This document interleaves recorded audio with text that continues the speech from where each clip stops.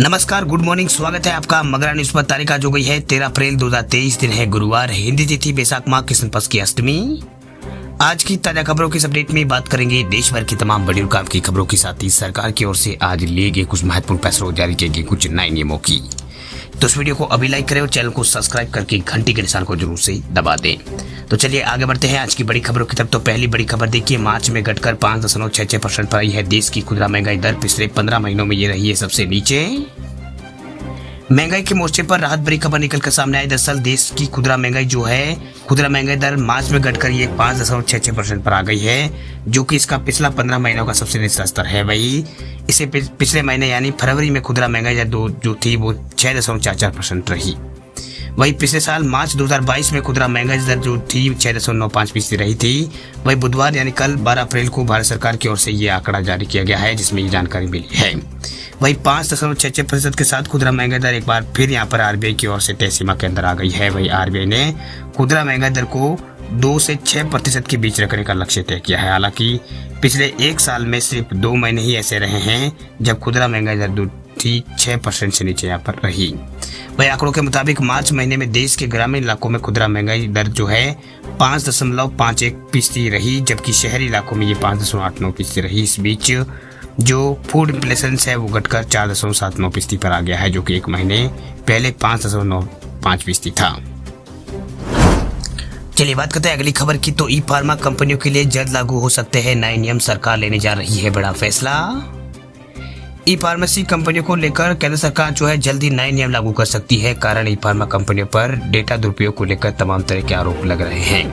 वही पिछले लंबे समय से इसको लेकर विवाद जो है चल रहा है। अब जल्द ही यहाँ पर केंद्रीय स्वास्थ्य मंत्री जो है मनसुख मंडाविया इन फार्मेसी कंपनियों के प्रतिनिधियों के साथ बैठक करेंगे। बताया जा रहा है कि बैठक के बाद सरकार नए नियम को लागू कर सकती है। जो नए नियम बनाए गए हैं, नए नियमों को लागू कर सकती है। वही भारत के औषधि महानियंत्रक जो है DCGI, उसने यहाँ पर 8 फरवरी को ऑनलाइन दवाएं बेचने वाली कंपनियों को कारण बताओ नोटिस जो जारी किया था। जिस नोटिस जो है 12 दिसंबर 2018 को दिल्ली हाईकोर्ट के आदेश का हवाला यहाँ पर दिया गया था। इस आदेश में बिना लाइसेंस के दवाओं की ऑनलाइन बिक्री पर रोक लगाई गई थी। कुल 20 ऑनलाइन वेंडर्स को नोटिस जारी हुआ था। वही नोटिस में लिखा गया कि दवाओं की जो ऑनलाइन बिक्री है उसमें शेड्यूल H1X कैटेगरी के ड्रग्स जो है शामिल है, जबकि इन दवाओं को रजिस्टर्ड डॉक्टर की यहाँ पर प्रिकॉशंस से ही यहाँ पर बेचने की इजाज़त है, उनके अनुमति से ही बेचने की इजाज़त है।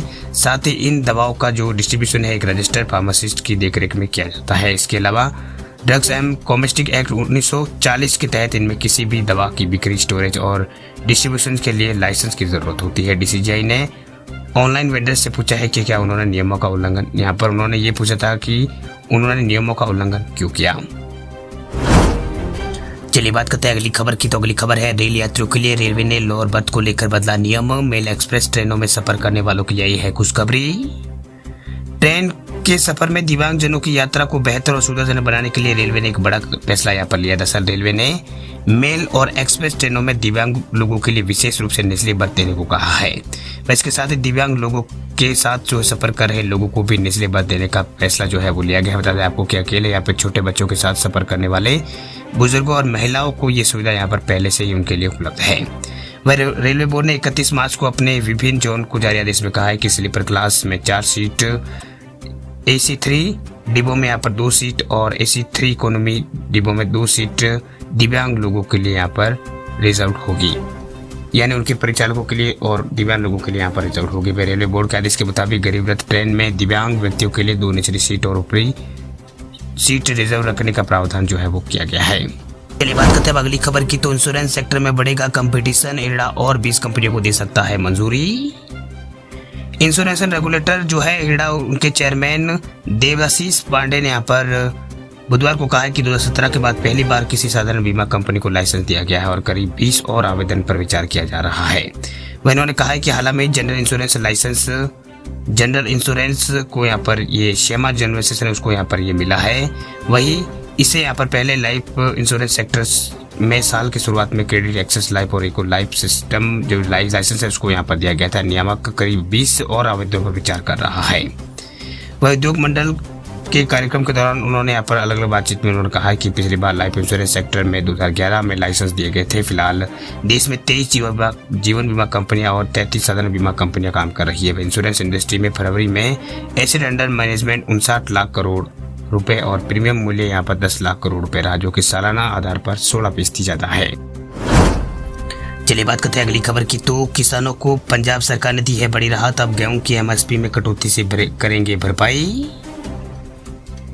पंजाब के मुख्यमंत्री भगवंत मान ने बेमौसम बारिश से खराब हुई गेहूं की खरीद के लिए यहाँ पर केंद्र सरकार द्वारा गुणवत्ता मानकों के आधार पर एमएसपी कटौती की जाने पर नाराजगी जो है वो जाहिर की है। मान ने ऐलान किया है कि प्रभावित किसानों को गेहूं की एमएसपी में होने वाली कटौती की भरपाई जो है पंजाब सरकार करेगी। वहीं मुख्यमंत्री ने बुधवार को केंद्र के रवैये की आलोचना करते हुए कहा कि बारिश और आंधी के कारण फसलों को हुए नुकसान का मुआवजा जो है किसानों को देने के लिए केंद्र सरकार की यहाँ पर मिन्नतें नहीं की जाएगी, बल्कि खराब गेहूं पर यहाँ पर केंद्र सरकार मूल्यों में जो कटौती करेगी, किसानों के उसकी जो भरपाई जो है वो पंजाब सरकार करेगी। चलिए बात करते हैं अगली खबर की। तो कोटक महिंद्रा बैंक के ग्राहकों के लिए खुशखबरी देखिए, अब क्रेडिट कार्ड से भी कर सकते हैं यूपीआई पेमेंट।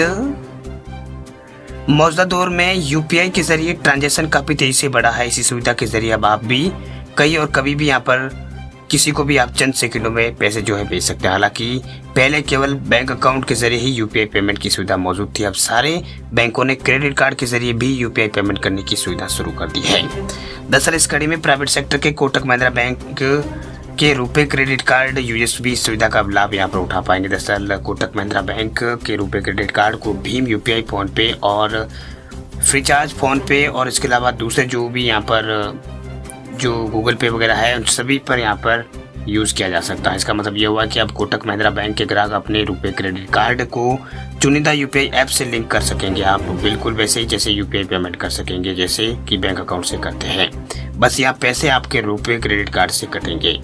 वही पिछले साल ये जो सुविधा जो है ये शुरू हुई थी, बता दें आपको कि बीते साल क्रेडिट कार्ड ऑन यूपीआई जो सुविधा जो है ये देश के अंदर शुरू हुई थी। अब पड़ोस की दुकान पर स्कैन करके क्रेडिट कार्ड से भी आप पेमेंट कर सकेंगे। हालांकि रुपए क्रेडिट कार्ड के जरिए आप केवल मर्चेंट यूपीआई क्यूआर कोड को स्कैन करके ही पेमेंट कर सकते हैं। चलिए बात करते हैं अगली खबर की। तो देश में कोरोना के एक्टिव केसों की संख्या 40,000 हुई है पार। इन 3 राज्यों में अगली लहर का है खतरा। भारत में कोरोना वायरस ने फिर से परेशानी जो है खड़ी कर दी है। बीते 24 घंटों में 7,000 से ज्यादा नए केस सामने आए हैं। वही एक्टिव मामले भारत के अंदर 40,000 से अधिक हो चुके हैं। करीब 9 महीने बाद सक्रिय मामले इतने तेज बढ़े हैं। चिंता की बात यह है कि देश में 3 राज्यों में वायरस जो है गंभीर संकट पैदा कर रहा है। अब केरल में कोविड के 14,000 से ज्यादा एक्टिव केस है। इसके अलावा महाराष्ट्र में 4,000 से ज्यादा और दिल्ली में 3,000 के आसपास जो एक्टिव केस है जो बताए जा रहे हैं। वहीं दिल्ली में भी लगातार नए मामले बढ़ रहे हैं। पिछले 24 घंटों में 1,000 से अधिक केस मिले हैं। वहीं इन तीनों ही राज्यों में डेथ रेट भी बढ़ता जा रहा है, साथ ही संक्रमण दर में भी इजाफा जारी है। वहीं दिल्ली में तो यहाँ पर संक्रमण दर करीब 26% है। भाई बीते एक हफ्ते में इधर जो है 20% से कम नहीं हो रही है। एक्सपर्ट का कहना है कि तीनों राज्यों में वायरस का कम्युनिटी प्रसार शुरू हो गया है और यही कारण है कि मामले बढ़ रहे हैं। नए वेरिएंट का आना, लोगों की लापरवाही भी यहाँ पर इससे केस बढ़ने की वजह है। वह अगर आप सतर्क नहीं होते तो खतरा जो है बढ़ सकता है। बात अब करते हैं अगली खबर की। तो अगली खबर है ट्विटर को लेकर। ट्विटर पर ब्लू टिक को लेकर मास्क का ऐलान। पेमेंट नहीं करने पर 20 अप्रैल से हट जाएगा ब्लू टिक। ट्विटर के नए मालिक एलन मस्क ने ट्विटर ब्लू टिक को लेकर एक बार फिर से एक बड़ा ऐलान कर दिया। दरअसल एलन मस्क ने ट्वीट कर जानकारी देते हुए कहा है कि लेगेसी ब्लू चेक मार्क हटाए जाने की आखिरी तारीख 20 अप्रैल है, यानी इस दिन के बाद फ्री वाले जितने भी ब्लू टिक जो है वो हटा दिए जाएंगे। यदि आप भी अपने अकाउंट पर ब्लू चेक मार्क यानी नीले टिक को अगर बनाए रखना चाहते हैं तो आपको इसके लिए भुगतान करना होगा। वैसे पहले 1 अप्रैल से यहाँ पर फ्री वाले ब्लू टिक हटाने की बात यहाँ पर कही जा रही थी। वह 20 अप्रैल से फ्री वाले ब्लू टिक हटाने की घोषणा कंपनी के नए मालिक एलोन मस्क ने खुद यहाँ पर जानकारी दी है।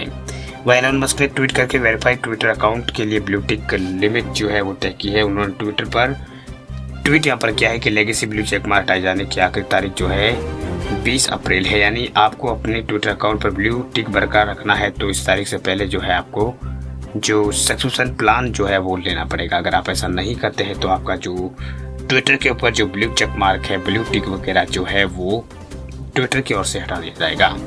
वैसे पहले 1 अप्रैल को यहाँ पर लेगेसी चेक मार्क उठाने की तारीख तय की गई थी। वह ट्विटर वेरीफाइड के ऑफिशियल अकाउंट में ट्वीट यहाँ पर किया गया था, जिसमें कहा गया था कि 1 अप्रैल से हम अपने लेगेसी सत्यापित प्रोग्राम को समाप्त करने और लेगेसी सत्यापित चेकमार्क को वापस लेना प्रारंभ करेंगे। वह ट्विटर पर अपना ब्लू चेकमार्क करने के लिए आपको यहाँ पर ट्विटर ब्लू के लिए साइन अप आप कर सकते हैं। एलन मस्क ने इस फैसले से, जो एलन मस्क का ये फैसला है, उससे यूजर्स काफी नाराज थे। ट्विटर पे ही ट्विटर के खिलाफ मीम्स जो है शेयर हो रहे थे।